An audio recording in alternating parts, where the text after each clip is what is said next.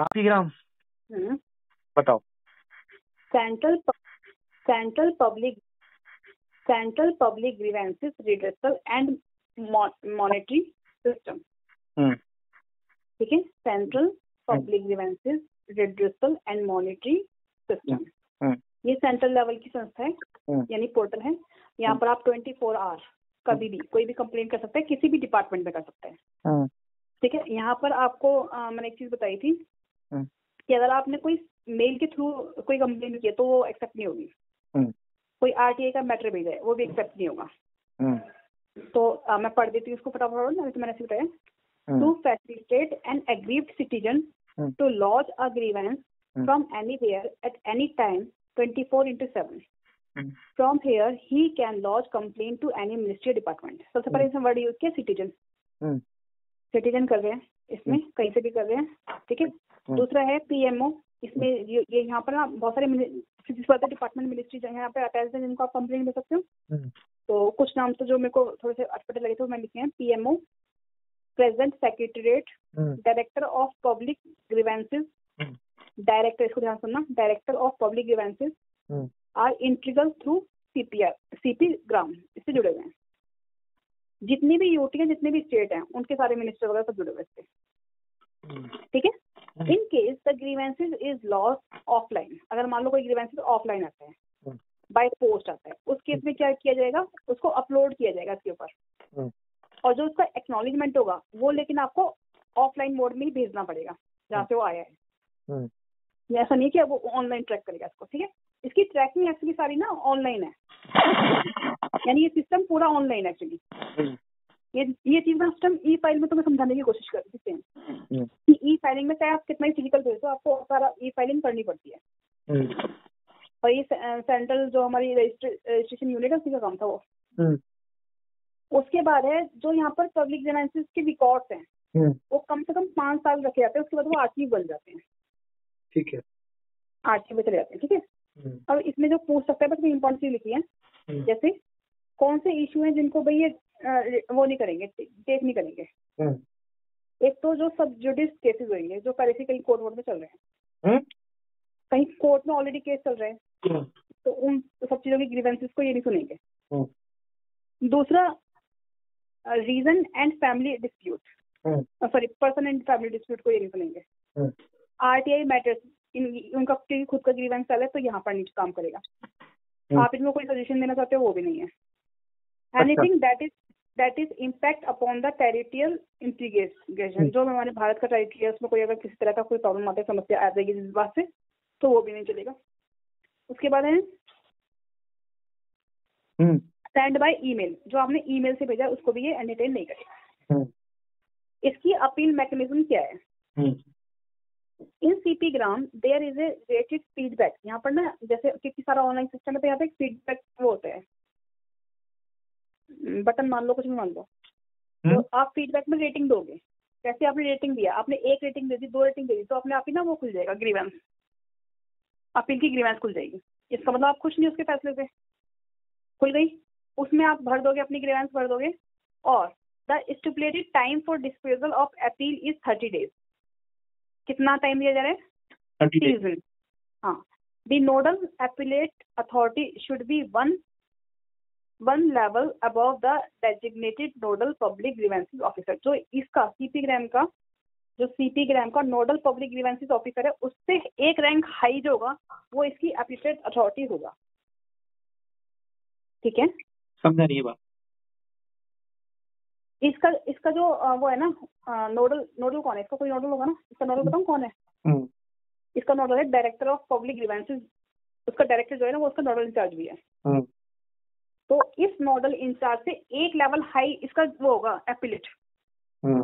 ऐसा तो होता है ना, उसमें तो है आरटीआई में, भी ना। ये जो सीपी ग्राम है डेवलप किसने किया है? एनआईसी ने। एनआईसी किसके अंदर आता है? मिनिस्ट्री ऑफ इंफॉर्मेशन टेक्नोलॉजी के अंदर आता है। ठीक है, तो ये हो गया सीपी ग्राम में। ठीक है, इसमें सीपी ग्राम मैंने लिखा था। ठीक है, दूसरा है आपका, देखो रिवीजन हो गई अच्छी, हुई है नहीं? हाँ बिल्कुल हो रही है भाई। इससे पहले पी ग्राम, पी ग्राम, सीपी ग्राम तो सेंट्रल का है ना, ऐसे पी ग्राम जो है डिपार्टमेंट्स के होते हैं या अपनी मिनिस्ट्री के होते हैं। पब्लिक ग्रीवेंसेस रिड्यूसल मैकेनिज्म, तो ये पी ग्राम होता है। include grievances received by them in public and client service recipient as well as from the own employees। Public भी कर सकती है, इसके जो खुद के क्लाइंट है ना वो भी कर सकते हैं, इसके खुद के एम्प्लॉय होते हैं वो भी कर सकते हैं, सभी इसमें कंप्लेन कर सकते हैं। उसके बाद मैं कहाँ लिखा इसके बाद ही रहा, citizen can lodge complain in Hindi. अच्छा, इसमें सिटीजन भी कर सकता है ना। तो जो सिटीजन है ना किस किस भाषा में कर सकता है, हिंदी में भी कर सकता है, इंग्लिश में भी, लोकल लैंग्वेज में भी। ये इंपॉर्टेंट बात है इसके अंदर। और इसमें भी यही है कि ईमेल के थ्रू आप भेजोगे तो भाई उसको एंटरटेन नहीं किया जाएगा। उसके बाद है इसकी जो गाइडलाइंस है वो क्या है, या रेड्रेसल मैकेनिज्म क्या है। इसमें जो जाएंगी चीजें वो डिस्पोज ऑफ करनी पड़ेंगी 45 डेज के अंदर, ठीक है। और each ministry, department, state, UT shall have senior officer of the level of deputy secretary or above designated as a director of public grievances। इसके लिए ये जो सेल है बेसिकली डिपार्टमेंट की, इसके लिए ना हर एक मिनिस्ट्री डिपार्टमेंट को वहाँ पर अपना एक सीनियर ऑफिसर नियुक्त करना पड़ेगा इस काम के लिए। जैसे वहाँ पर ना nodal director of public grievances था, वैसे यहाँ पर भी एक नोडल होगा। वो कौन है? Senior officer of the level of deputy secretary और अबव, यानी डायरेक्टर वाला है ना, डायरेक्टर यानी डेप्यूटी सेक्रेटरी और उससे अबव रैंक का होना चाहिए। और उसका नाम क्या होता है? Director of public grievances. किस नाम से होता है? Director of public grievances. और ये हर वेडनेसडे को 10 से 1 के बीच में बैठता है। और इसको अप्रोच कर सकते हो आप, कोई ग्रीवेंसेस होती है आपको इस वाली रेडियल मैकेनिज्म में, तो आप इसको हर बुधवार को अप्रोच कर सकते हो। समझ में आ गया? बिल्कुल, ज्यादा मुश्किल नहीं है। ये जो NPCSDC कर्मयोगी, याद है कर्मयोगी? जो कर्मयोगी ऐप, हाँ कर्मयोगी, हाँ, उसके लिए बेसिकली वो क्यों है? उनको ट्रेनिंग देने के लिए सिविल सर्विस जो है वो, ताकि ज्यादा अकाउंटेबल हो और रिस्पॉन्सिबल हो, उनका एटीट्यूड, स्किल, नॉलेज उसको अपग्रेड अपहेंस करने के लिए, न्यू विजन देने के लिए, ठीक है। तो डिजिटल प्लेटफॉर्म है बेसिकली कर्मयोगी जो है। नेक्स्ट है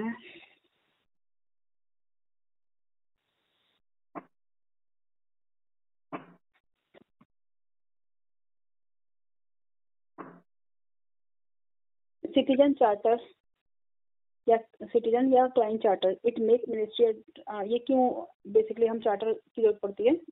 it make ministry transparent, accountable and citizen friendly, पहली चीज। दूसरा, ये ब्रिज बनाता है सिटीजन के बीच में और एडमिनिस्ट्रेशन के बीच में। ये इसकी जो कोई भी बात है वो एनफोर्सेबल नहीं है कोर्ट में, ठीक है। मेकिंग डिमांड्स ड्राइवन, ये जो है डिमांड ड्राइवन होता है, ना कि सप्लाई ड्राइवन होता है। जो सिटीजन कहा गया है ना, वो ऐसा व्यक्ति कहा गया है जो एक एक्सटर्नल क्लाइंट भी होगा, ठीक है। यानी कि ऐसा माना जाता है कि इसको भी गवर्नमेंट जो ऑफिस है उनकी ज्यादा जानकारी नहीं होती सही से, तो उसको इसलिए ये कोई भी ग्रीवेंस या किसी भी तरह की बात जो है वो लोकल लैंग्वेज में भी कह सकता है। इसको इलिटरेट मान के चला जाता है, यानी कि इससे ज्यादा बहुत एक्सपेक्टेशन नहीं करोगे आप। और लेकिन जो क्लाइंट होता है, क्लाइंट आपका खुद का एम्प्लॉय भी हो सकता है और आपका कोई अन्य गवर्नमेंट ऑफिसर भी हो सकता है, कोई हॉस्पिटल में आ रहा है, कोई सरकारी ऑफिसर ही आ रहा है ऑलरेडी, तो आपके सारे क्लाइंट्स है बेसिकली। और ऐसा माना जाता है कि इनसे जो आप कोई भी ग्रीवेंसेस वगैरह है वो उनकी ऑफिशियल लैंग्वेज से ले सकते हो। इसको इंटरनल क्लाइंट्स माना जाता है।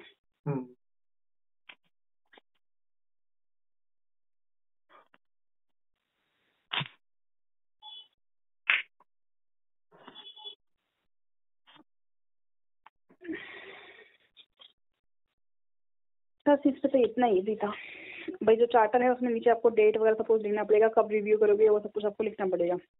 एक इम्पोर्टेंट जो इसके अंदर बात है वो याद रखने वाली है कि एक कॉन्टैक्ट ऑफिसर होगा सिटीजन चार्टर का। ये जो कॉन्टैक्ट ऑफिसर है ना, ये नोडल इंचार्ज भी है सिटीजन चार्टर का, और हर एक मिनिस्ट्री डिपार्टमेंट में होगा, हर एक ऑफिस में होगा ये कॉन्टैक्ट ऑफिसर। इसी का काम होगा सिटीजन चार्टर को बनाना, उसको इम्प्लीमेंट करना, किसी तरह की समस्या होती है उसको फॉर्मुलेट वगैरह करना, सब कुछ।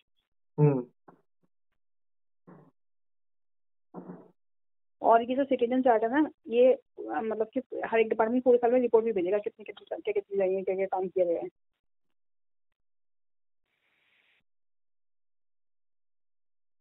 ठीक है। हेलो, हाँ हाँ ठीक है। सो गए तुम? हेलो,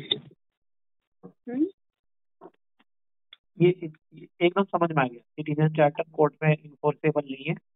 ठीक है। अच्छा, डिस्पोजल ऑफ वर्क बताती हूँ, ये इंपॉर्टेंट है। डिस्पोजल ऑफ वर्क है ना, जितने भी सेक्शंस है ना या ब्रांच है, ब्रांच ऑफिसर्स हैं, सेक्शन ऑफिसर हैं, वो जो डिस्पोजल ऑफ वर्क करेंगे वो 7 दिन के अंदर करेंगे। ऐसा मैक्सिमम रखा जाता है कि 7 डेज के अंदर एक फाइल एक डेस्क से चली जानी चाहिए आगे। ओके।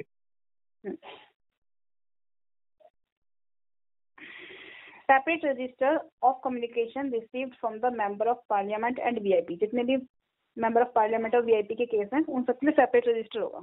इसके बाद चेक मार्क, ये सेक्शन, जितने भी सेक्शन है इनके पास जो भी रजिस्टर होगा सेपरेट होगा, चाहे वो ऊपर जाए तब भी उनके पास भी। देखो हर किसी के पास ना डिस्पैच रजिस्टर होते हैं, डायरी रजिस्टर होते हैं। इनके ना हमेशा जो हमारी ये मिनिस्ट्री है या पार्लियामेंट है, इनके रजिस्टर अलग होते हैं। तुमने देखा होगा कि जब इनके केस जो होते हैं वो जब उनको डिस्पोज ऑफ कर देते हैं तो रेड इंक से करते हैं, फिर ऊपर भेजते भी हैं चेकआउट करने के लिए, चेक एंड बैलेंस का प्रोसेस अपनाते हैं। याद आ रहा है? उसके बाद है for keep a check, each section, for keep a check, check रखने के लिए ईच सेक्शन बिल्स। रोहित अब ना मैं रख रही हूँ, मैं कुछ शायद